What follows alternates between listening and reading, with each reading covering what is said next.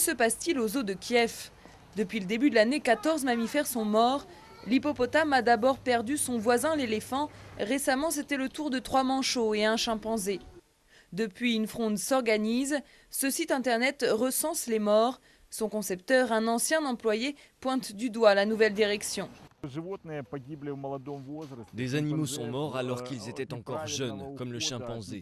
Et si le zèbre s'est tué, c'est parce qu'on ne s'occupait pas bien de lui. Il y a un manque de professionnalisme. Comment nier que c'est une tragédie ? Des critiques relayées par cette ONG. En plus des morts, beaucoup d'animaux ont été donnés et la collection a chuté depuis 2 ans. Tetiana Timochko dénonce une volonté d'éliminer le zoo. Il y a quelques années, le maire voulait délocaliser le zoo pour récupérer les terrains et faire construire. On avait alors réussi à le défendre.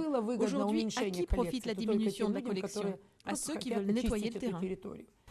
Éliminer les animaux pour vendre le terrain à des promoteurs immobiliers. La mairie balaie ces accusations. Et pour convaincre que tout va bien, le zoo ouvre grand ses portes. Car l'enquête du parquet n'a rien trouvé de suspect.